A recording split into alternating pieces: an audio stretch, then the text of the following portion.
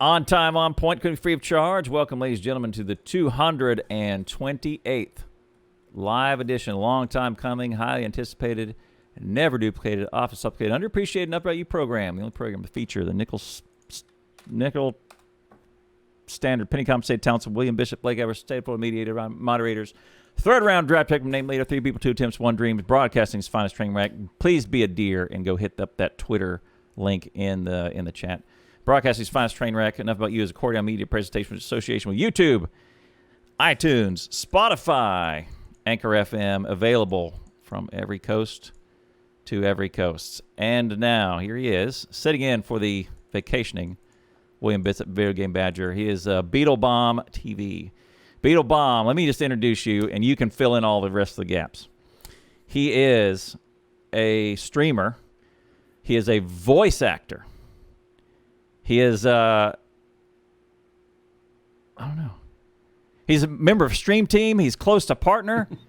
He's my buddy. He got me a drink the first time I met him across the table at a Borderlands party at PAX South. Was it South? I believe that was it, yeah. It was the South. Gearbox party. It was Gearbox. That's right. So Beetlebomb, welcome, man. I've been wanting to do some stuff with you other than subs and follows and hosts and all the cool stuff. Beetle's got a great show, and he's pretty hilarious in his own right. So welcome, man.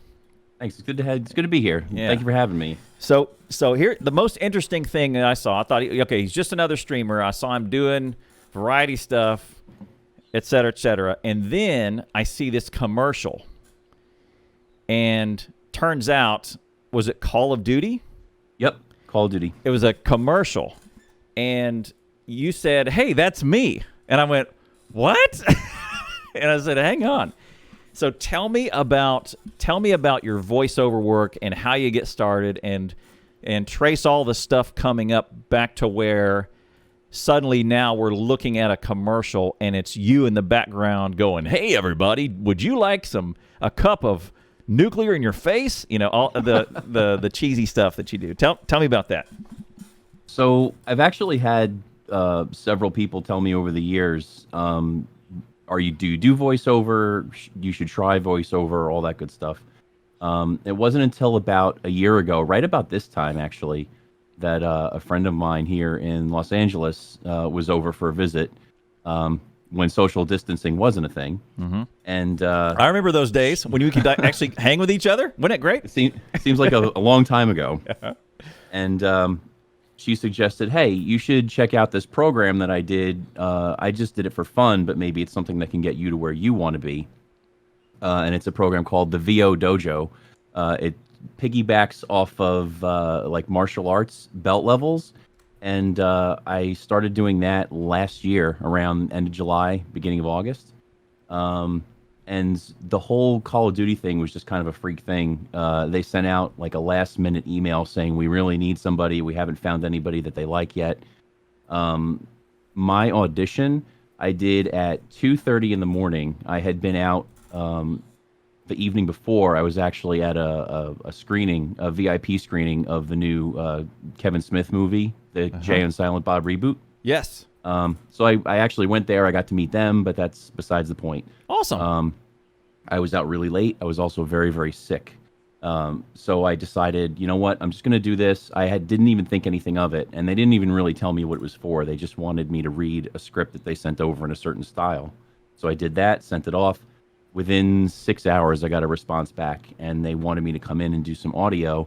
And I thought it was just a callback, that I was going to be auditioning for in more a group of other people. And I was like, I got there and I was like, "Where's all the other people?" And they said, "This is it. You're up. You got this." So, and it's one of the only things I've had since I started doing voiceover, but there's more opportunity on the horizon because I'm coming to the end of that program that I'm in. And that's when you put together your demo and your website and all that good stuff. So nice. Good things coming. Yeah. And VO work has got to be like some of the easiest stuff, right? I mean, think about acting, being on camera, doing your stuff, doing bodies, having the emotion and all of that sort of business. It takes away all of that burden, and you can just focus on this one thing of reading it in the thing that you do. Go ahead and throw that in chat if you want to Oh, sure. Because it won't ban you, I don't think. Because how I am right now, I can't change my monitor. If I touch it, it'll blow up. So Okay. So if you want to send something to chat, you can put it in there. Go hit up that that video. Is that your demo reel and all that? No, that's the commercial that I did. That's the insane, commercial. man. And so already we're see. I knew we were going to be fast friends. I'm a Kevin Smith fan also. I had Smodcast was one of the precursors to this that I started. So Smodcast, him and Scott Mosier did a thing, and all he did a long time ago was just talking to a mic. Him and Scott just hanging out, shooting the breeze, talking about movies or whatever else came up, doing a little improv, all that good stuff. I'm a Kevin Smith fan.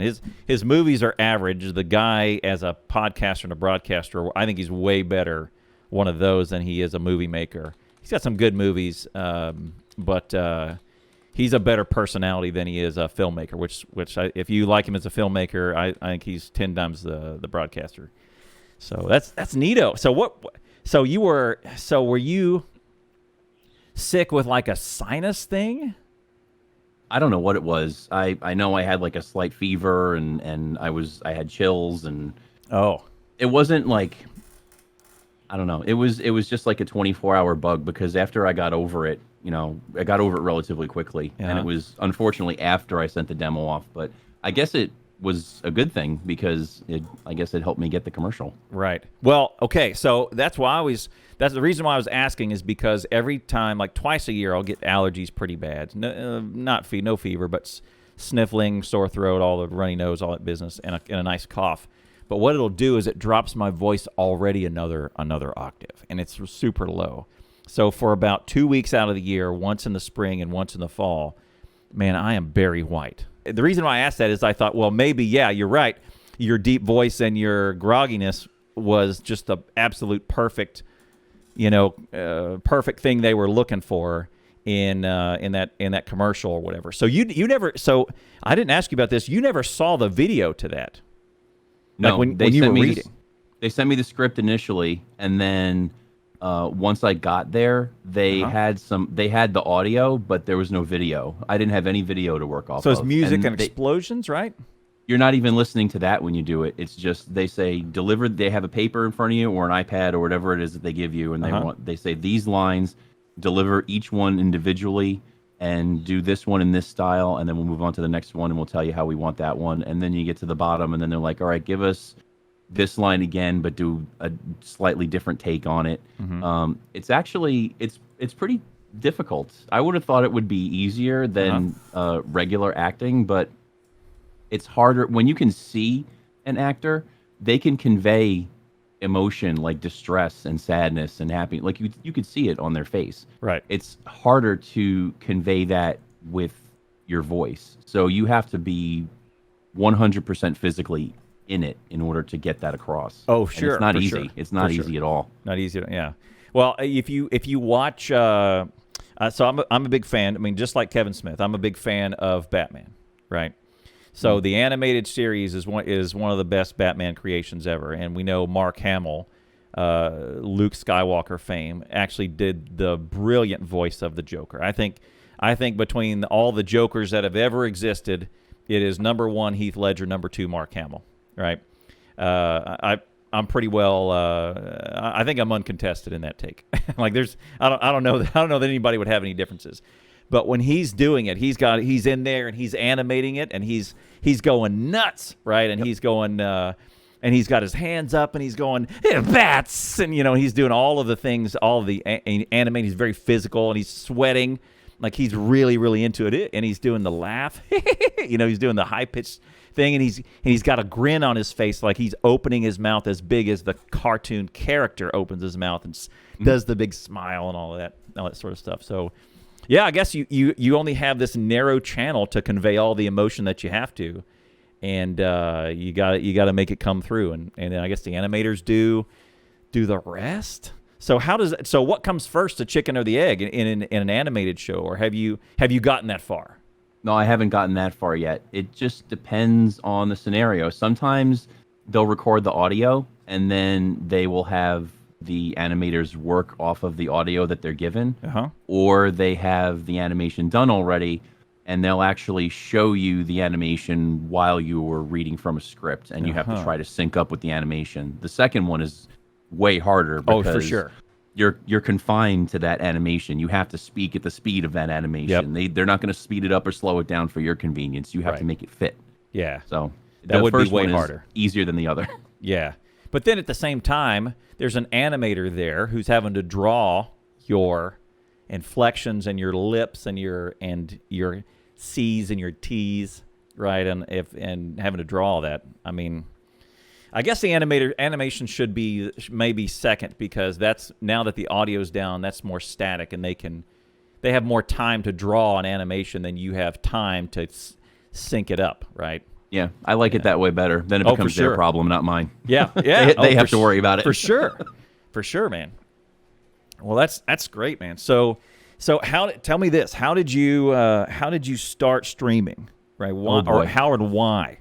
And when and all that. So take us through the decision process and who prompted, if anybody prompted you, or you saw someone and you went, I want to do that. Like that's it, right? So I've had a Twitch account since 2014, and I'm not even sure what I did or the reason why I signed up for the account. I really honestly don't remember. But at the time, I was just clicking around YouTube videos. And there was a streamer. He's actually, I don't even think he really streams anymore. I haven't seen or heard from him in forever.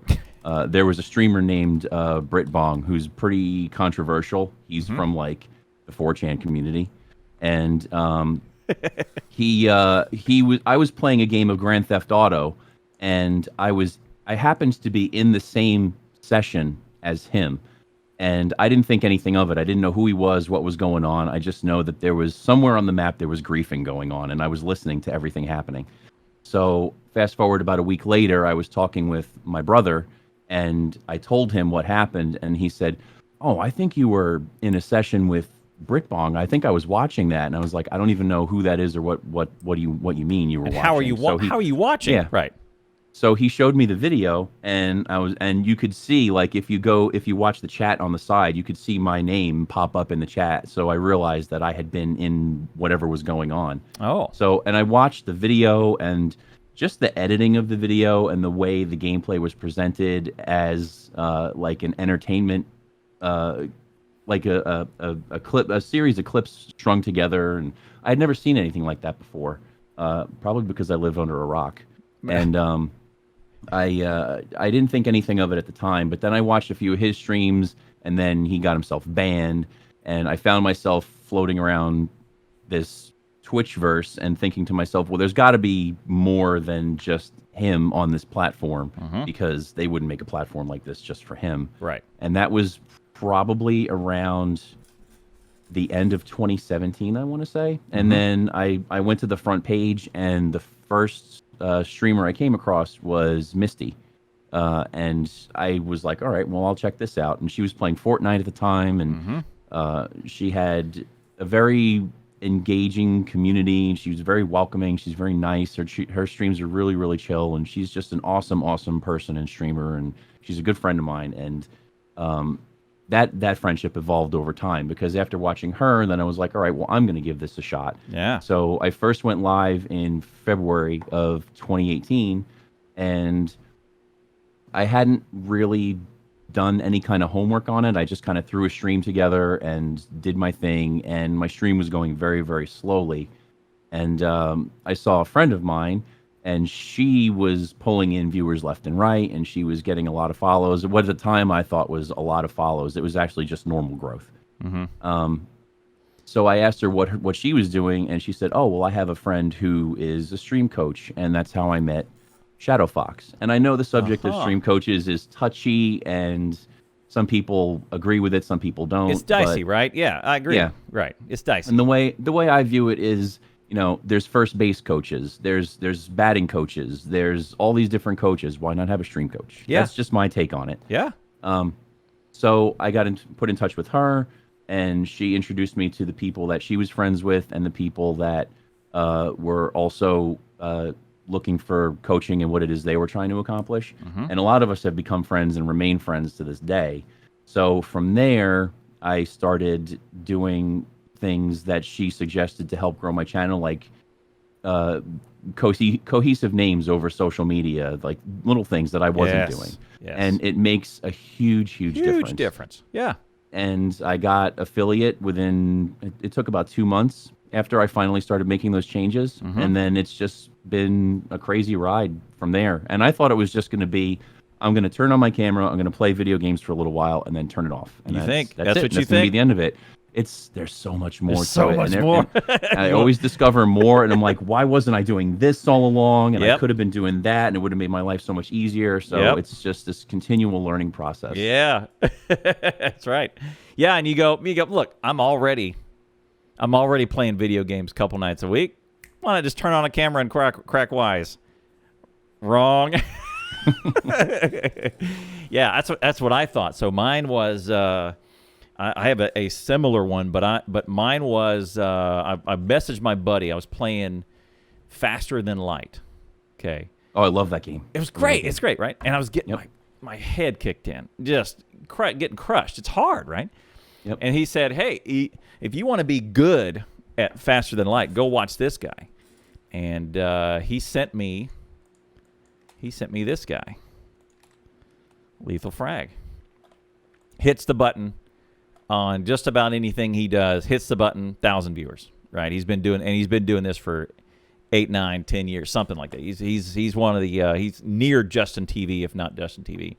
And he says, "You want to be good at you want to be good at Faster Than Light? Go watch this guy." And I went, "What? What is this Twitch thing?" Oh man, it's on. So I mean that was March of 2015. I created an account. If you look at my when I created my name, I said, okay, well I'm gonna get a name and I'm gonna get going, and off we go. And I said, I never thought, I'm gonna be a viewer. I thought I instantly put myself in the chair and said, I'm doing this. That was it. I was never a viewer. I said this is what I'm going to do, because in 2008 I was hemming and hawing. I started a podcast with a buddy of mine, and we were kicking around figuring out what we wanted to do. We were going to do something. So I had this mic and this stand, and I actually bought 4 mics because what I wanted was 4 players, 3 voices, 4 players. And a podcast where we build something, right? And that was maybe 2011 was when I got it all. And so I was kind of kicking around. We had a couple attempts about it. The name of it was Enough About You, and I already had all the equipment. And I said, well, no one's going to really start this with me right now, so I'm going to start my own channel, see what I can do, and then I'm going to move into do this podcast. If my dream would be to have a studio with 4 people where we knock something out a couple times a week, and have cameras and all the other stuff. Same setup as something like Joe Rogan does. Before Joe Rogan was doing Joe Rogan, I was going, hey, this is kind of what I'm thinking about doing. And then I saw it and I went, oh yeah, that's exactly what I want to do. And so I had all the stuff and the will and what I wanted to do before I found the platform. And then that day, my buddy introduced me to the platform. I went, oh, I'm making plans. Like it's on. Like here we go. And I started, and I sucked. I may still suck. I don't know. But I went out and I grabbed all the names, and I did all my stuff, and we are off and running. I got my plan together, and I brought my son on, Ash. So we started for the first couple years. We did Terraria streaming, he and I, every like three nights a week, 4 nights a week, playing Terraria. Me and my kid. It was great, man. It's a great place. Yeah. So I've never known anything like this, and it's fantastic. It's fantastic, right? But you're right. Give me an example. What is a non-streaming job that you like to do versus a streaming related task. That's a better way to put it. That you kind of like doing, and a streaming related task that you freaking hate. Can I start with the one that I hate? Yeah, of course you do. One thing that I don't really hate it. I'm just not good at it. Is the social media aspect of streaming. There's so many different places to post, and it feels like there's a bunch of unwritten rules that need to be followed. Yep. And I've started paying attention to those rules a little bit less and doing more of my own thing recently. And I think that's part of what's had an impact. Like I used to make sure that I did going live tweets every single time that I went live, and doing that when you're streaming 5 or 6 days a week, like coming up with something new and clever becomes daunting after a while. Yeah. So then I was like, you know what? I'm just not going to do it because people have alerts set up to know when you're going live. They're going to look in the Discord when you're going live. I can just pop in the Discord and be like, hey, I'm live, and let everybody know that I'm there. And then if they really want to watch, then they'll come watch. If not, I'm going to be live anyway. So I just, the social media is just, it's daunting to me. Like I'm not going to do a flossing dance just to get 1 or 2 followers. It's just not going to happen. Although I will do other things. You'll just have to check my Twitter. Don't make those claims, because I've seen you do some crazy stuff, man. It's you got a good thing going, man. But what about one that you don't mind doing, or you kind of cathartic or therapeutic to do? What one like that you don't mind it too much? Therapeutic for me is going through my VODs and clips and just seeing what worked, seeing what didn't work, and then making clips and things from there. It's just kind of my way of unwinding. Like I hope it doesn't sound narcissistic that I enjoy watching me, and it's not that it's not something that I do because I really love hearing my own voice. I do it because it helps me get better. I can see what I did and what happened because when you're in the heat of the moment, you don't remember everything that happened. You don't remember everything that was said or what was done. Sometimes you miss things in chat, and I have it set up so that chat is right on my screen. So if I miss anything and I go back and watch the VOD, I can see that there's chat in the window. Right. And that kind of stuff, seeing how people reacted and what they enjoyed. It's something that I enjoy as well, because it helps me, stay on the right path. That's good. Yeah, building. That's all you're doing is, building, getting a little bit better every time. That's great. Yeah, it's a good one. Yeah, I agree, man. Social media is tough, and I tweet out every time I go live. I get on there every day, and I read, and I like some things, so I'm an engaged user. So I'll get out there and like some things, and I'll reply to my friends and maybe crack wise, like yours. You had a great one, Neil deGrasse Tyson. Oh yeah, I thought that was freaking hilarious, man. You can go check out Beetle's Twitter. By the way, is your channel hosting this one right now? Yep. Okay, good. Sorry, tactical business. Thank you. So then that sort of thing. But then making a kind of an original post. What I did was, I tried to figure out other things that I'm doing that really doesn't give away my too much about real life and position, and I'm fairly protective of my family and my kids, so I can't really give away my state.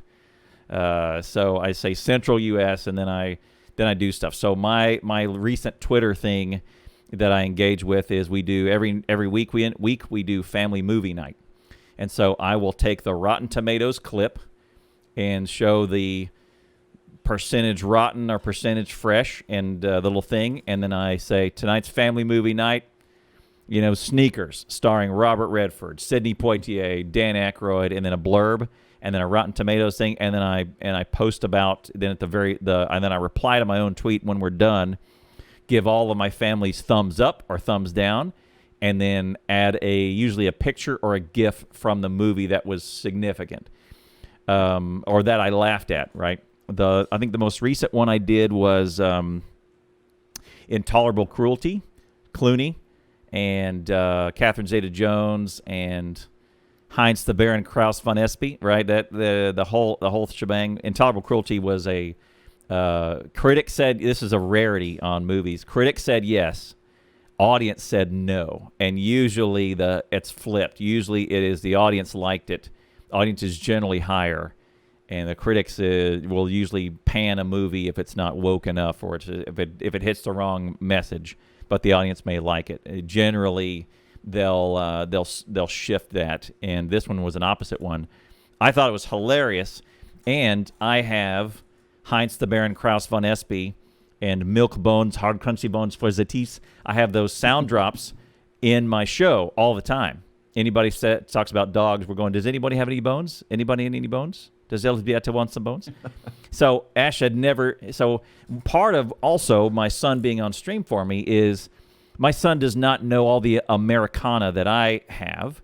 And so we also have, as conversation in my channel is, all right, before you release a being out into the world, like my son, what movies does he need to see, required viewing, right, before you release him onto the world, right? So Ghostbusters. You got to see Bill Murray and Dan Aykroyd and Egon Spengler and all, you got to see all those guys, right? Harold Ramis. You got to see those guys. You need to know when someone says, where do those stairs go? Your reply is, well, they go up. That's it. That's it. So you need to know all these Americans. So I have all of these, and all these sound drops come into my show. Ash has no context, right? Right. That a grown-ass adult will immediately get. So I need to bring him in. And every time we see, like at the end of Blade Runner, when Edward James almost says, too bad she won't live. But then again, who does? Right?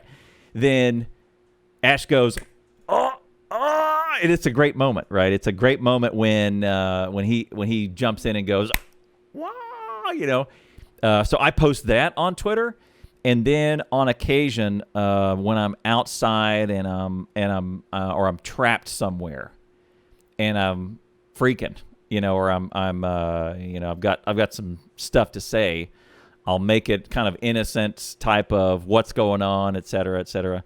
And I also tweet a bunch, any of the conventions. Twitter is my go-to for, you want to keep up with me, Twitter's the best way. Here we can do pictures and do videos and all that business. But you're right. It is daunting to build a non-streaming presence with Twitter, either via humor or in fresh takes or all of that business, because it's, if you're all you're posting is going live, you're right. There's ways to find you if you want to go live, right? There's Twitch notifications, there's Discord, there's all kinds of stuff, right? Yep. Or they'll show up, right? Anyway, so mine is kind of like yours. Mine is editing. I've gotten good at editing my little videos and clips together, and like this takes me very little time to edit. I usually don't edit. I can chop stuff out. And put it in pretty quick. I've got kind of templates that I use, and I'm getting good at editing. I was. Do you know who Chippy Gaming is? I do not. Okay. Do you know Pedguin is? Nope. Okay. These are. It's okay if you don't. These are guys in the Terraria world. Okay, Terraria, one of the greatest games on planet Earth. And one day, it had to have been. It was my late night, so it would have been their early morning. And Chippy, who has a cajillion subscribers on YouTube, Pedguin has a cajillion subscribers on Twitch, and he's a member of the Yogscast, which is the Jingle Jam every December. Like the Yogscast they're monster streamers, monster personalities, all this sort of stuff. And they were playing Fortnite together and just farting around. And they were just talking about what they like about their stream and their content and all of that other stuff. And they were just spouting all of this genius stuff. It was a stream coach session for free in 45 minutes about what was working. And these guys are, everybody who looked at them, every measure of what is successful, like getting affiliate is, you're in the top 1%, right? Or top 3% or whatever on Twitch. You get affiliate, I would say you're successful, right? Because the long tail of streamers stream to zero people, zero audience, and that's a reality, right? It's a long tail of that Pareto chart. But these guys, by almost any measure of success, these guys are successful. And they were just talking about, hey man, I've really gotten good at this, or I'm really enjoying this, or and Pedguin asked, Chippy's a YouTuber, he said, what is your process for posting a video. And so Chippy just laid out basically his day and said, here's what I do. I make an outline. I set up the base. So he was talking about, he set up his deal, set it all up, do his recording, and then he says, I've gotten good at editing. So basically he was saying that it's a good video of his is around 4 hours of work, and maybe 30 minutes of it, 45 minutes of it is in-game. And I went, dang. Like that right there is so far from, hey, I just want to play video games. I'm going to click on a camera, right, and just turn it on and record, see what happens, and do all that. That is so far removed from that. He says, but I'm able to get closer to that. The better I get at editing, because then my outlines and my setups and my editing, that time is now crunched down. I've got it better than it was, and now I can spend more time playing the game that I love, the reason why I got into this, right? Right. Interesting, right? So all that stuff goes into streaming. So when we talk about this, editing, OBS, setup, oh my goodness. Like this green screen that Beetle can see, that you guys can't, getting that tuned just right, because it's a mixture of the color, the lighting, and the shade, the hex key. That is years of your life you will never get back getting that done. That's why I don't use one. It's just easier to have all this stuff behind me than green screen. I know you are. And when you go live with that background, I'm going, that has got to be the way to do it. I'm sick of this goddamn green screen. So first off, tell me everybody asks you all this. What is all that stuff, and what makes up the backdrop of your background? It's mostly my collection behind me started with Transformers. I'm an 80s kid, so I have tons of Transformers behind me. They're both original Series 1 from back in 84 all the way up to they make like third-party knockoffs now that are like astounding quality. So I have a mixture of all that. And then mainly what's behind me is I have a lot of Fallout stuff. Yep. Like I have these is all bobbleheads that you can collect in Fallout 3. And it's just an amalgamation of all the different games that I'm interested in and have played over the years. And I also have things that viewers have sent to my P.O. box as well. So P.O. it's box. just a collection of like all that stuff. That's great, man. P.O. box is awesome. I would love to do a P.O. box. Number one, it would probably reveal too much. Number two, I mean, I would get poop. Like, they would just send poop. I mean, they would just send poop, eggs, whatever, glitter.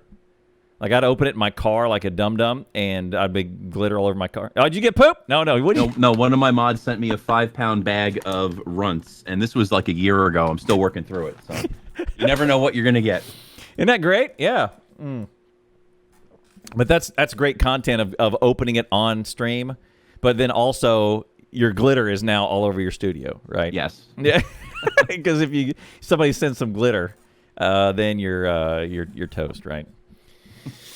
I hope it doesn't come to that. I hope I'm nice enough to them that they're nice to me. They are. And by the way, Beetle's nice, so treat him nice. And so tell me about do you have any how frequently do you get trolls in your stream that you have to ban? How often, right? Not very often, surprisingly. I'm kind of bummed that I don't get more trolls than a lot of other streamers. Like, I really would love. I've had opportunities where I've had people come in and troll, and I've turned them into viewers.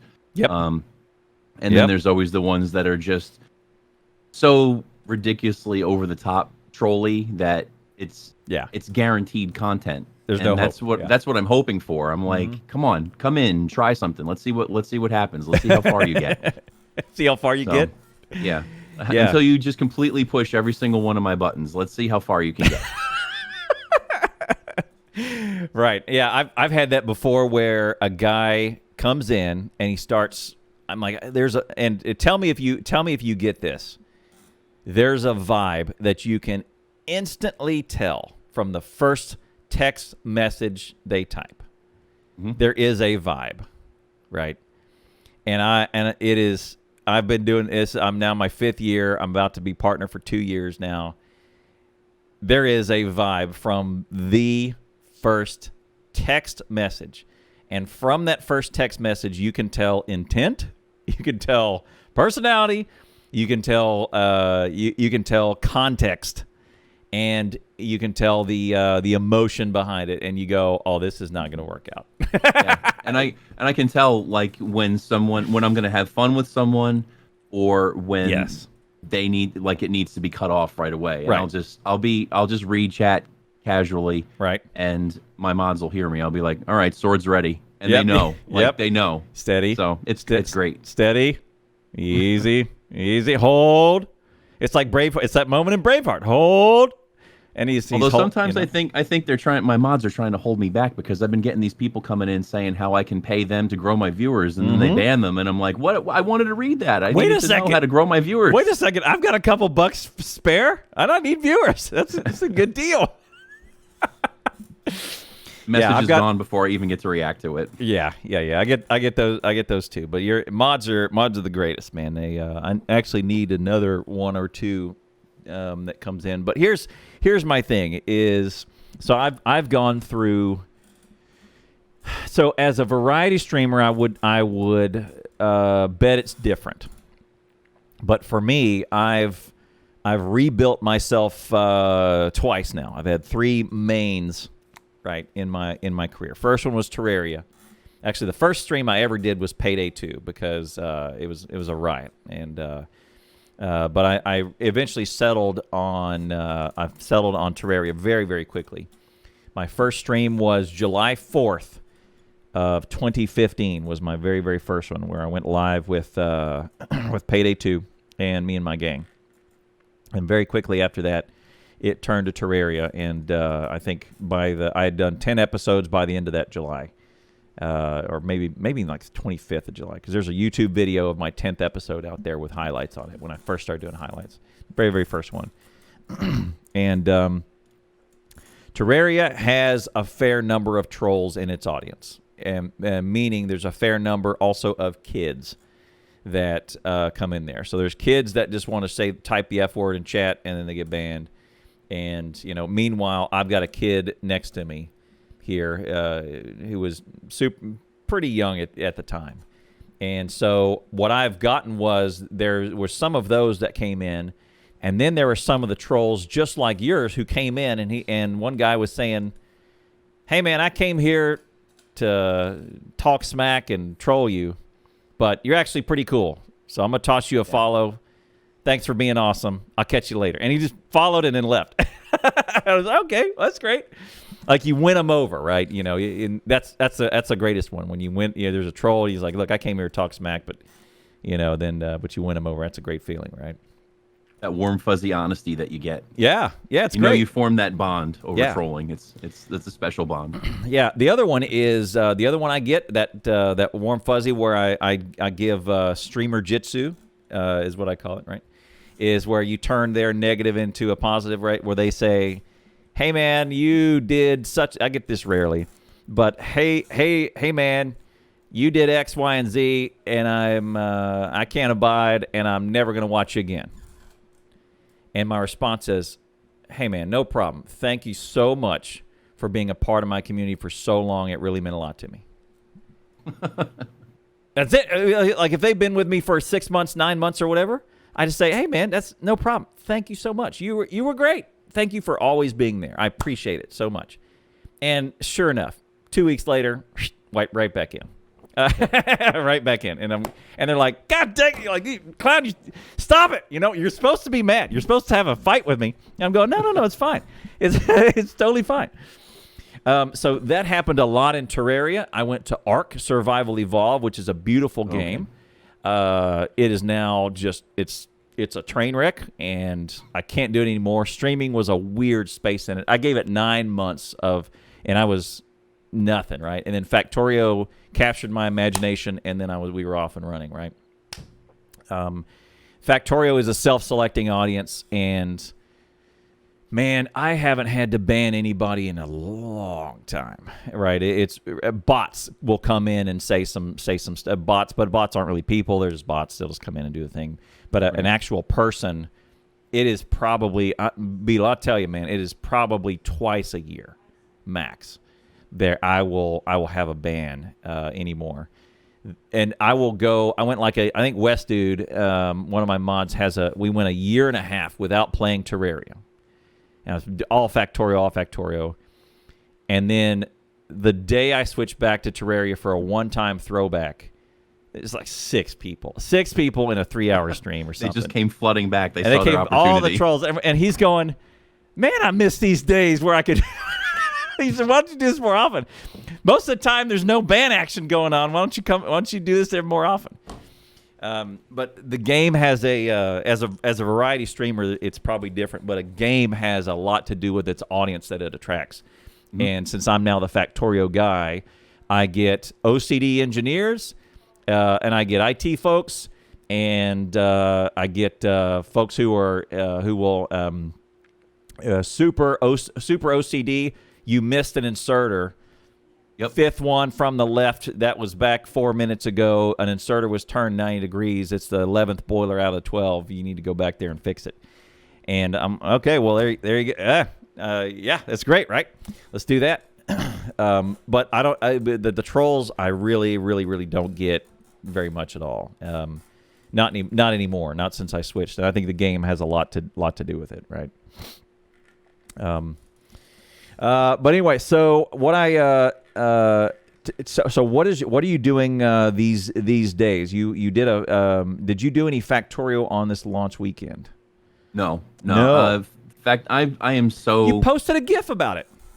Yes, I've been playing it in my off time. I'm not streaming it in any way. Okay, bro. The streaming aspect, I'm so bad at Factorio. Like, I just need to learn more. I think. Like, no. I've the thought, like I said when I was in your stream before, like the thought of trains just overwhelms me. And then to know that there's like flying robots out there, and now there's the Spidertron. I didn't even know that was a thing. That's how infrequently I play. But it's just watching is good enough for me. Is it really? Okay. Well, yeah. Look. I love watching it, and I love I do get ideas, and I look at some of what you've got going on, like your smelter setups and all that, and I have stuff similar also, so I have that I feel that bond. I'm like, okay, I'm on the right track. I know what I'm doing. So. Yeah, good.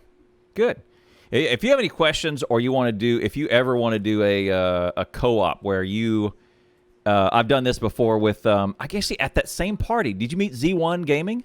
Yeah. Ah, okay. Yep. He and I did a co-stream maybe 2 months ago, Chad. I don't remember when it was, but he said, hey, I want to learn Factorio. Can you let's do a Discord, let's do a squad up, and you can show me the ropes. And I went, let's do it, man. And we had a great time. And we took a newbie through there. And believe me, don't sweat the Factorio community.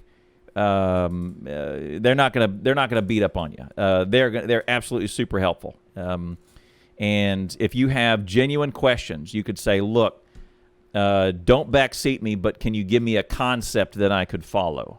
And then I could think my way through it. They'll even be gentle enough to do that. They'll almost never hate on you for being just trying to improve. They're super, super good. And they will. It's a super welcoming community. So to bring you guys up to speed, by the way, it's a great weekend to play Factorio. The Twitch audience, it's all over Steam. Twitch audience is blowing up, way bigger than usual. So it's a great time to grab some. If you're a streamer, a variety streamer like Beetle, and you're as handsome as him, you should jump in and see if you could. If they're ever thinking about a Factorio stream, it's a great weekend to do it.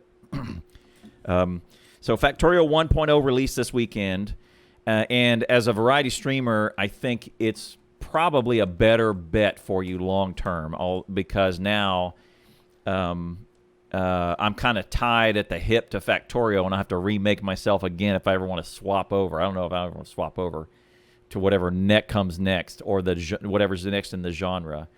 But Badger and I talk about this all the time. It's not, of all the games to be linked to, Terraria is a freaking great one. Like, the longevity of Terraria is a great one. Factorio is a great one. It's got 6 years worth of this nice audience. As someone like someone who is linked to something like CS:GO, But you got to be, as an FPS shooter, you got to be thinking like, okay, well, what is this Valorant? What is this Fortnite? Like, should I bail, and should I try these should I try a tournament? Maybe I'm a tournament player, and and that's how I get my Twitch audience, is through tournaments and stuff. But so tell me if tell me, how do you go about picking the games that you variety stream, and have you thought about the pros and cons of sticking with one, or how do you know how long to stay with one? I'll never play a game really longer than a month. I always like to try new things, and I've got so many Steam games that I've never played, and there's new ones coming out all the time. So I just want to try to get to as many of them as I can. Though I know that there's streamers out there that their sole purpose of streaming is to play every game in their Steam catalog from start to finish, and I applaud them on that. Right, because that will never happen for me. That will never happen. Yeah. But I try to switch it up generally every 2 weeks, but usually it's once a month. If I find something is working, I'll stick with it for as long as possible. But a lot of my main games, like Fallout, Skyrim, 7 Days to Die. 7 Days to Die is the one that I'm on right now. Their new alpha just came out also. Yep. So I'm playing through that right now. 7 Days is good. Oh yeah. Can recommend. Yeah.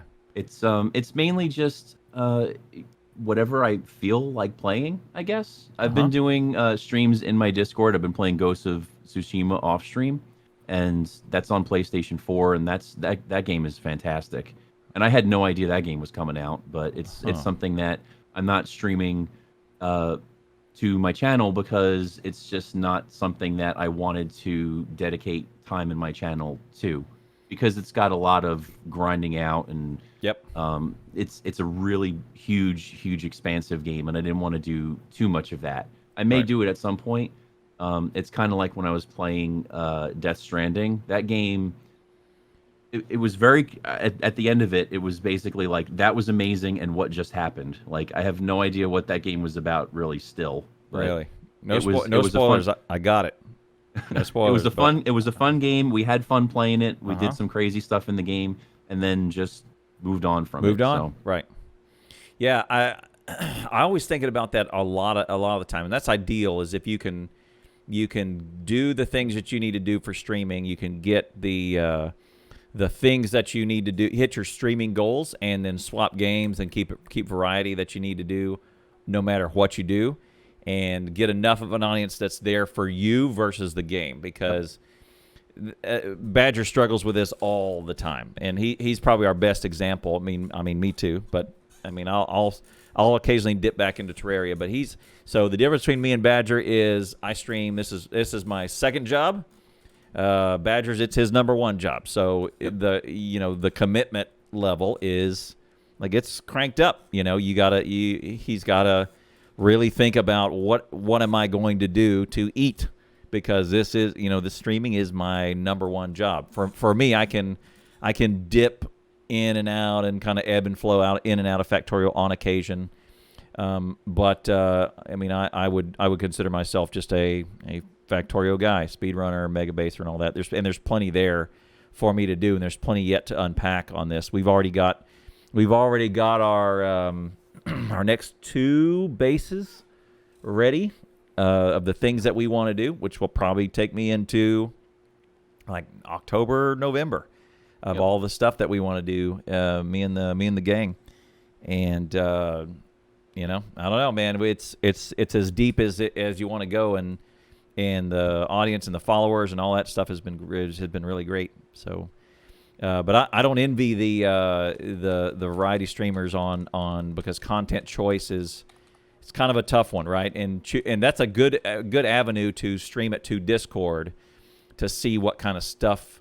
I never thought about that before. Stream it to Discord just to say, if anyone wants to come by, I'm not really interested for my channel necessarily, but it'll just be up there if anyone wants to come by and hang out. That's not a bad play, actually. It's fun. You get to try new things that you might not have necessarily played on stream, and It's you know, you don't have to worry about viewer numbers or any of that kind of stuff. You don't have to worry about trolls coming in because you can gate it. It's your Discord. You can set it up so that only people you want to get in can get in. So it's pretty cool. I've done it a couple times now. I enjoyed it. Yeah, it's not a bad one. Have you tried any watch parties? No, that I have not tried. Okay, all right. I'm interested in getting that working. Right. So we talked about this last week with Allie Jane. She does it every week. I think every Monday night she does a watch party with her and the gang and her community, and they are digging it. What I want to do, here's my jam, is I want a Mystery Science Theater 3000 watch party, but I want to be able to pause, or I want to be able to film critic something and break it down. So have you ever heard, okay, I imagine if you've ever heard Kevin Smith break down a movie where he goes scene by scene and he unpacked Batman, Bad News Bears, and unpacked scene by scene as a filmmaker, unpack all of those things. I found myself in some of the good movies that I really like unpacking the scene and talking about that. There's a couple of people in my sphere that I know are movie snobs that I would love to do movie commentary on. But here's the thing, is you need to be able to pause the show, because otherwise you're the ass that's talking over the movie. Because when you start the watch party, it starts for everybody else if you're in the right country and you have Prime. Otherwise, it'll look like just Beetle as full screen with all his background. And what he's doing? He's not doing anything else at the game. He's just doing this. Right, because you're all watching a movie. Yeah.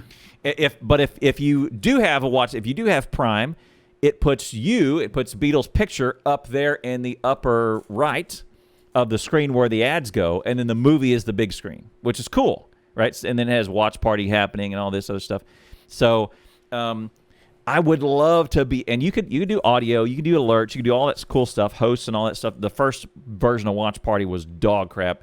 This next version is much better. So I did a test version, and I said, all right, I'm going to pause the show. Does it pause for you guys also? Does it pause for the community? And no, it keeps going. And when I hit unpause, I jumped ahead in the action. So when I talked for 30 seconds, I lost the show, and I talked over 30 seconds of their movie. And then when I hit play, I immediately lost that content, and they were like, hey, shut up, the movie's on. So I don't want to be that guy who's talking in the theater. I would love to be able to go just pause a movie at a cool point, or laugh with the audience and talk about it, right? Or look right here in this scene. Okay, this scene, look at how he comes out of here, and this is a great part, and he comes, and break it down, or crack wise, one of the two. But that is my only thing. That's what really prevents me from going into watch parties and doing movie night. I think that would be hilarious. Also, my audience is mostly late night Europeaners, and for a long time, watch parties was not available in Europe. It was only U.S. and Canada. Right. So it only recently broke open. So as soon as that breaks open, man, I'm gonna try some watch parties, and I'll let you know how it goes. Because if you're a movie dude, if you're a Kevin Smith person and a fan. Let's do Clerks. Let's do Dogma. Let's do let's get it done. I mean, I'm sure it's out there on Prime, and that library of Prime keeps expanding, right? Yep. Yeah. No, I'll definitely give that a shot someday. I'm thinking maybe that's one of the things I'll save for After Partner. So maybe, yeah. There's some things that I haven't. There's a lot of things I haven't done yet that I want to save for After Partner. I want to make them a little more special. Yeah. People have been on me about playing Minecraft and Witcher 3. I'm like, I've never played either of those games, surprisingly. And I'm like, I'll play them After Partner. After, yeah. So what things are you, so if you want to break a little bit down, what are you doing right now? What's your next goal? Sounds like it's partner, but what are you doing? What things are you doing? What are you putting in place to get there? Well, my goal right now isn't partner for me. It's partners for other members of the team that we're on. So we've got kind of like a cycle. We've got a cycle that we do, and it's putting the emphasis on whoever's making the strongest showing at the time, and whoever's poised. We try to get behind them and rally and and just elevate them to that next level, Mm-hmm. and then continue that momentum on through into what would be possibly the next partner push. Yeah. So it's the team that I'm on, Broken Ankle. We're all about raising each other up and working together as a cohesive unit and trying to highlight whoever it is that's really close to where they are in terms of their journey to partner. So it's not always, it's not me right now, believe it or not. Like, even though things are kind of crazy with me right now, like, You're doing I'm not great, even man. I'm on my way, but I'm not at that point yet. But I'm not discouraged. I'm not disheartened. Right. Like, things are crazier right now than they've been in the last 2.5 years that I've been streaming. Mm-hmm. And It's great. I've changed my outlook tremendously. Like, there's days when my viewership drops a little bit, and I try to, I say to myself, well, you may think that this was a bad day, but there's somebody else out there who, if they would trade places with you in a minute to have that day. Absolutely. So Absolutely. it's all built on going from the smaller experiences up to the bigger experiences. You can't even, you wouldn't. But I saw a video come out recently about why larger streamers don't raid smaller streamers, and there's logic to that because they haven't really developed to that point yet to not necessarily handle it, but how to incorporate it successfully into their growth. Yeah. So Yeah, it makes sense. I love articles like that to talk about, streaming behavior and any of that business. That's all interesting to me, like the science / art of streaming and who, what does, and like I said at the top was, what does success mean to you? Like, by whatever version of success means. When I first started, I was streaming to 4 people. The bot, my mom, and like 2 other people, Kenichi and Smish, right? Those guys were there from the beginning. And the fact that we've done so much, and we now have a server, we now play video games, and we took us all the way to Factorial 1.0. It's insane, and I'll cry if I think about it too hard, because it's a surreal life. And this weekend has been really, really has been eye-opening for me on all the way to Factorial 1.0. And I went to bed last night, and I just said, man, this is exactly what I wanted to be doing with streaming, is this sort of stuff. And it kind of is. Streaming's way more than just playing video games and putting a camera on. But it, when you boil it down, it's people who enjoy video games hanging out together, right? It's kind of what it is. And cracking wise and playing video games together. There's a framework around it, and there's definite things you got to do, but it's a thing. So that's how I describe that partner number to my audience. I tell them, and all the people that come in, all my friends, all my mods, I tell them that you're not just looking for 75 bodies to tick over so you can fill out that application. Like, at the time, I think I was at like 30 concurrent, and the way I started looking at it was, okay, we have 30 people, 30 friends that I have that come in and stay consistently. Yep. And that just means that there's 45 more friends that I haven't made yet, and potentially even more than that. So, boom. Looking forward to getting to know all those people and sharing stories and hanging out and changing lives and things like that. Yeah, it's good, man. It's a surreal life. Yeah, and like I said, I'll start crying if I think about it too hard, because it's crazy. And by the way, partner is a thing. So Badger will tell you, don't worry about it. Work on the systems. Work on all of that sort of things. But I don't know, man. So the number one thing that you get out of partnership right now is transcoding from Twitch. So I talked to, at TwitchCon, I talked to Mike Minton, and Mike Minton is the VP of Revenue on Twitch. And what he was saying was, this was in 2019 TwitchCon? Yes, 2019 TwitchCon. And he said 44% of all Twitch viewers worldwide look at Twitch on this. He said, so what we're doing is we're investing in getting this experience tight and getting it down. But if you think about it, this means that you need transcoding, because now getting it to, and transcoding is, I'm going to broadcast at 1080p, but then Twitch is going to go and pop out 480p, 360, 380, 160, whatever those numbers are, and let you squeak by a lower graphic rate so that your mobile device can do it. So what I was also talking, so that's the VP guy, and then I was also talking to a member of Twitch staff who was telling me about transcoding as it relates to squad streaming. So I think Jazzy and I were in front of him, and she said, well, why don't affiliates get squad streaming? And he said, well, look at the screen. If you look at squad streaming, if there's two people, there's a big screen and a little screen, and there's an active and a background. And he said one streamer is in 720p and the other streamer is in 380p. What that needs to happen is transcoding, straight up. Right. And that costs, every time we do that costs Twitch money. He said, so every person we bring on to transcoding, it is a cost. And we know exactly how much money that costs. And I said, will you tell me that number? And he says, no. So, he says, so how much that transcoding costs per individual per hour of transcoded broadcasting? And he said no, but that's the number one. And he says, so if you have transcoding, Twitch is paying for you to reach more viewers.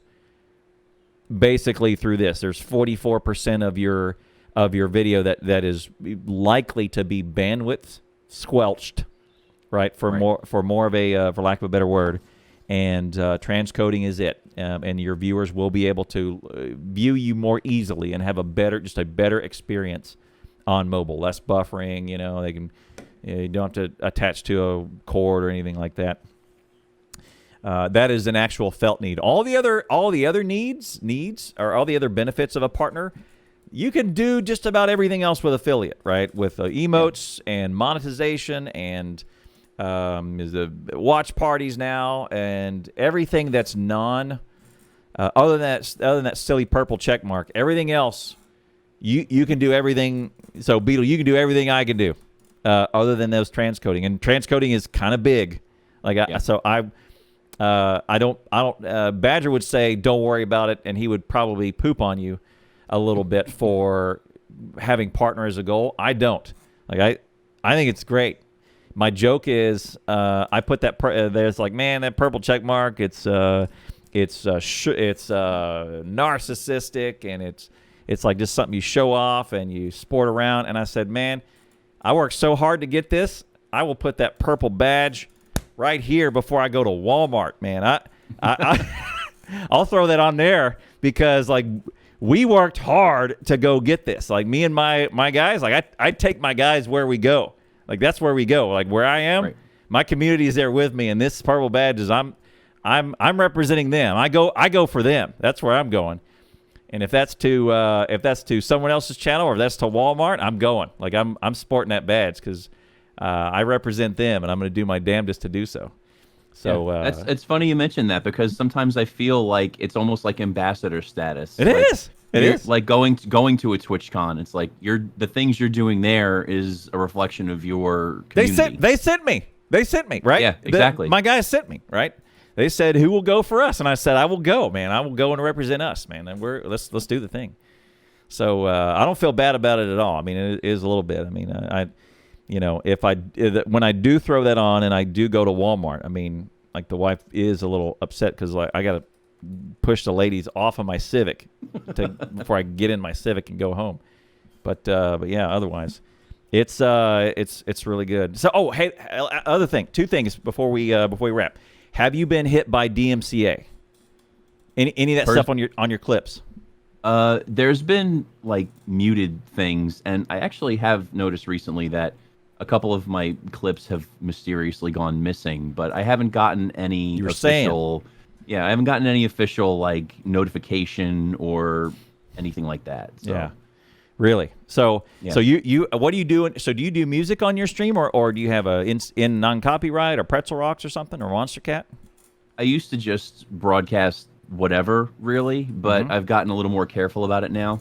I do local artists who I have their Good. permission. Like they're on Spotify, but they won't get hit by DMCA because they're not like under that umbrella, Right. really. Like they're kind of small time, so they'll jump at the chance to be broadcast like that. Yeah, for sure. And then there's also like I draw some inspiration from on my team, CB the Great. I draw inspiration from he uses trap mixes of stuff. So I have some trap mix music mixed in there, Nice. like Legend of Zelda trap remix, things like that. And then there's also if anybody's into EDM, there's Anjuna Beats, and they do they made a playlist that was specifically for Twitch, like in partnership with Twitch. Awesome. And I just kind of picked and choose music out of there and added it to my list. And I use that. And then I know Harris Heller has just had a ton of music made that's designed for Twitch as well, and it's all DMCA free. So I'm going to start plugging some of that in too. Yeah. There is a service that our mutual friend Z1 Gaming recommended. And I don't know if you have run into him again since, but he said that you pay for a service, and then you can use music from this service. And then if you ever stop, you're covered by copyright. You're covered by your DMCA stuff for the time period you had the service. So if you're going to YouTube for a year and you make a bunch of videos, you can pay for a year's worth of service. You make your videos, you're covered. Even if the year rolls to 2020, you relinquish the service, all your 2019 videos are safe, and they're covered by the thing in there, and no claims. So. Yeah, so I'm largely considering doing that one. I haven't needed to because I've been doing Pretzel Rocks, and that's so I put a link in the chat to an article off of it was from August 14th, so very very recently. Yeah, Friday. Is that right? 8/14. Yeah. Yep. So they were what they're saying was. There's copyright notices, and Twitch is really struggling with this, but Twitch is behind the times. It's an untapped music because of exactly what you're saying. The point of this article is that Twitch is not, they're reacting and they're not proacting. They're reacting because a DMCA will hit them, and then they'll clamp down on the streamer. And that spooked me big time because I guess it was in June or July. It was June, right? Where the mass clip deletion party that everybody had was because Twitter started lighting up with, hey, my clip from 2017 was flagged. And they said this is 1 out of 3 strikes and you'll be suspended. And then the very next tweet was, I got 3 strikes in the same day because 3 clips from 2017 were flagged with DMCA, and now I'm suspended for 24 hours. And I went, what? No. So then the massive clip deletion party began. So I went right all through my VODs and my clips or anything that I'd saved, anything with muted audio, gone. Because Twitch has already looked at it and went, all right, we've deemed this risky, and we are muting it for you. I didn't want any... one clip is not worth my channel, right? So gone, immediately gone. I also went through everything that was not Factorio, because in Factorio I play a certain set of copyright-free drum beats in the background. It's just, just so that there's some sort of noise that I listen to in the background. It's barely audible most times to the audience, but it is something in the background. So it's not overbearing. Doesn't overbear my voice. It doesn't overbear the noises of Factorio. And I don't play Factorio music because it's dog crap. They did not do a good job with that soundtrack at all. The clips that I did go through and gut pretty badly was my Grand Theft Auto clips when I streamed GTA. I had some in-game music, which there is a mission that you fly, an F-14, off of a carrier. You break through this little mission, And as soon as you start flying the F-14 off, your mission is to escape in the F-14s without dying. It starts playing Danger Zone, Kenny Loggins. And I'm going, I can't broadcast this. I can't. It's in-game, and you can't really, you have to shut off all the music, all that, which there's a radio in GTA, right? You could shut off. I usually shut that off. Yep. But this is mission music that just starts up, and I'm going, no. That may be fine for you at home. That's not fine for me. And there was a couple instances like that where I just went through all my old GTA stuff and went click, click, click. Sorry, bro. Gone. Yeah. And I crushed it all, man. And it was the great purge. So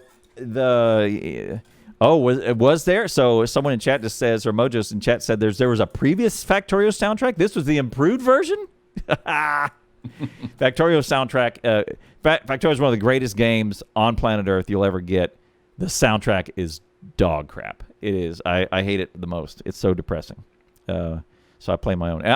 I'm Beetle. I'm in your camp of, Twitch should be embracing local artists and saying, we have streamers, we have a platform. Would you like to expose your music on this platform? Let's talk, right?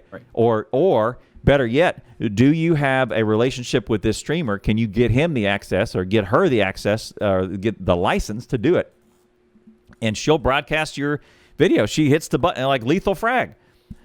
Who would not? It's like a concert. Who would not love to have a guy sponsored their music sponsors? Basically sponsoring their music who hits the button and gets 1,000 viewers concurrent every day, any day, any day. He hits the button and he's got 1,000 people there. Would you like your starving artist, SoundCloud person, Spotify person? Would you like your music played for 1,000 people 3 times a week? Yes. Let's talk. Let's do that, right? The same way that watch parties basically arms affiliates and partners as salespeople for Prime, right? It really does. Like, hey, you want to be part of our community? Hit that Prime button. Let's go watch a movie together. Hit that Prime button. Let's go talk. Let's go play this game together, right? But that would be fantastic if they could get all those legal loopholes done. And arm the affiliates and arm the partners as salespeople for these artists' music. That's what we need to do, right? I agree, man. That could be extremely beneficial. Huge. It would be huge, right? Because here's the thing: how do you get new music today? So Beetle, how are you exposed to new music today? Either through the local genre, because like I said, I'm bad at social media, so I don't pick up that stuff anywhere else. But either like if I hear it in a game, or if it happens to be like something that somebody shares with me, or I see it or I hear it in a stream. Yep. Like if I hear it in someone's stream, and there's plenty of musical people on stream too. So on Twitch, and they do fantastic stuff. So I'm surprised that more success stories haven't come out of people doing live concerts on Twitch. Yeah. But I think that may be coming. But it used to be the radio, and you had a bunch of stations that would play the thing, and they would expose music to the world based on your channel choices or your genre. Hey, you liked Kiss, so you're gonna like Twisted Sister. So here we go, party every day, right? So let's hear another from Twisted Sister, right? So same thing. That was the exposure, but. Yeah, I don't get exposed to music anymore. Like, even if I go to Pandora or Spotify, I'll say a genre, but the list is very siloed, right? It's it's a narrow band. So, like you would be exposed to it from a game or a streamer or some relationship you already have, because there is no more. There's no more radio, right? I don't know anybody, and none of my buddies or I listen to the radio anymore.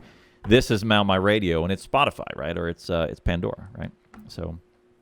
The only radio I listen to, as lame as it sounds, I listen to the radio for the commercials, so I can listen to voice actors. Try to listen to voice actors and train. That's a trade secret. And bring full circle. Yeah, full circle. All right, give me your predictions for things for COVID-related stuff. All right, shifting gears, then we'll host you out and let you get out of here. What things are here to stay because of COVID, and what things are gone forever? I think at this point there's so many things that have been impacted. Yeah. I don't even know. I think it's still going, so we don't even know the full impact it's going to have. But Right. I think that people are going to be more. Hopefully, they're going to be more conscious about, like hand sanitation, and more people are going to be prone to wearing masks in public, I think. Masks seem like one of those things that's going to be here to stay forever. Forever, right? And if for no other reason, then now there's advertisements for it, and like clothing manufacturers are making them now. Like they're going to become, I think, part of fashion. Yes. And yes. So it's not even going to be. I think it's not even going to be about the health issue. I think it's going to be more about fashion at this point. I agree. It's gonna become part of Americana, right? Yeah. Instead of wearing them for the reason of halting the pandemic, they're going to be worn for other reasons. Statement. So, yeah. Yeah. Right. Yeah. A statement. So I was actually at a mall yesterday. It was the first time I've been to a mall in a couple of years. My buddy and his friends were hanging out. Everybody had masks. And then I grabbed a picture. I wish I'd posted it. I think I just sent it on to the wife, and I said, "Hey, look, there is a kiosk at the mall with mannequin heads, and they had masks on." And I went, "Look at that! In 6 months, those kiosks used to be filled with sunglasses or a chiropractor or a pretzel stand, or I don't know, or whatever. There's something it's in the middle. It's not a store. It's not one of the side room stores with the gate coming down, but it's like a wagon that they push out. And it was masks. And I went, there you go. I mean, and it was part of, and there were people swinging by and going, "Hey, I like this one. I like this one." They had sports teams on it. They had, it's another place to put, sports teams, or you put on, one there were, and right next to each other. This is hilarious. This is capitalism. One of them had Blue Lives Matter, and the other one had Black Lives Matter, and they were on sale next to each other. It's like someone will make a buck off of either way. Yeah, so. They're like that's the ultimate neutral right there. Yep. So that's like selling masks in Switzerland. Yeah, or you do, it's like, look, I'm not going to go panning for gold. I'm gonna go sell picks and shovels, man. So whatever you want, here we go. It's a picture of 2020 all rolled into one. It's the mask, it's the cops, and it's the Black Lives Matter stuff. It was right all together, and I went like, well done, buddy. Whatever, well done. You stay out of it, but make a buck. Like, let's go. It's amazing how fast that transition happened too. Like I remember, like I'm in the LA area, so I'm used to seeing people on street corners selling so LA, it's like you got the Lakers, you got Dodgers, like that merchandise is on almost every street corner downtown. Yeah. And it's the t-shirts and all that selection has shrunk slightly, and it's been replaced with masks for all local teams and local things. Yep. I think it's going to be a long time before we do martial arts again. Yep. I don't know how we're going to do that. I did martial arts for up until this year, and I didn't do any past February, but right before PAX East. I think that may be gone. Gyms are going to be tough because our neighbors own a gym, and they said it's gone. I mean, you can't last this long. And in most localities have a 1 through 10 of categories of services you can offer. And gyms and martial arts and boxing and all that sort of stuff, that business is at 10. Like you have it. That means, and depending on the number of cases in your hotspot, or of how much of this you can do, right? Essential services is 1, and intimate stuff like sweating into each other's faces is 10, and you can't do it anymore, right? So, yeah, man, there was a dude that sweat into my eye, rolled off his chin and sweat into my eye, and then like an hour later, I watched it roll off of my nose and went straight into his mouth. My sweat went right into his mouth. And you got, look, we're wrestling here. Like we're trying to strangle each other is what we're doing. We're trying to get position. We're training, but I mean, it's an intimate thing, man. And you're going, well, I guess that's a thing. I think one other prediction, which was an outside. I'll give you this one. I would love, like, okay, so Japan has had no handshakes for a long time, and Japan has had masks for a long time. By the way, if you listen to this show at all, you know what a big fan of Japan I am. Like, they never locked down. They just did social distancing. They beat COVID like that, right? Handily. And you know what I think is gonna come out? The bow, right? You think? Yeah, that would be so great. I love a bowing culture, man. I think there's definitely going to be some kind of other gesture that replaces handshakes. Like for the few people that I've had contact with over the last couple of months, it's been like elbow bumps. I did an elbow bump yesterday. I did one yesterday. Yep. And that's good. Oh, another one. A company just came out with. Let me adjust my camera. A company just came out with. Okay, in an office building, fountain number 1, fountain number 2. One's taller, one's shorter, right? The shorter one is going to be replaced with a little hand washing station. Interesting. In an office building. So, because I mean, who uses the short one? It's basically at your thigh level, right? For everybody. And there's everyone in the office. Most of it's adults. It's an office building type of thing. Everyone can use the other water fountain. That water fountain may go away, but they're at least replacing one of them with a hand washing station. And it was pretty cool because it had the soap there, it had running water, and you put it. It's not in the restroom where you have to open a door or anything, because the restroom is different stuff, right? It's sink and the toilet and the urinal and all the other stuff. But this is just, I need to wash my hands. I don't go in the restroom. But you could go to it, and it's right next to the watering station, and you hit it. It's instant 100-degree Fahrenheit water. So it's nice and warm, and a soap and a drain. But it replaces, it's not in the restroom. It's just like this little unit. It looks like a water cooler, but it's for your hands. And that was being replaced in a couple of office buildings as like a prototype. And I went, that's it. That is going to be there forever, right? And that's a great example of something that of hand washing is probably going to become part of our national identity. And hand care, because the more you wash your hands, the drier they'll get. So I would expect some like hand lotion and some sanitary hand lotion. Like we're gonna take way better care of our hands, or we're gonna have some sort of gloves that are like either germ resistant or something, or biodegradable, disposable type of things that we can use once and then ditch, and use once and ditch, or breathable but also protective.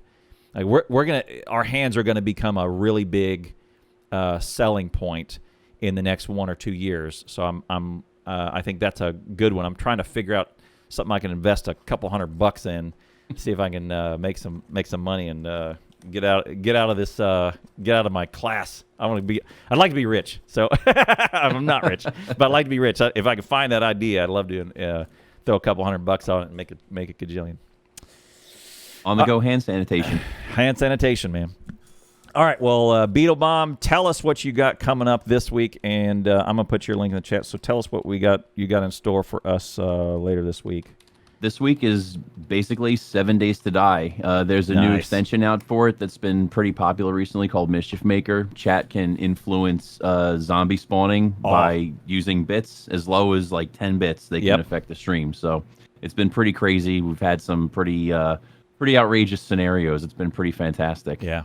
That's good.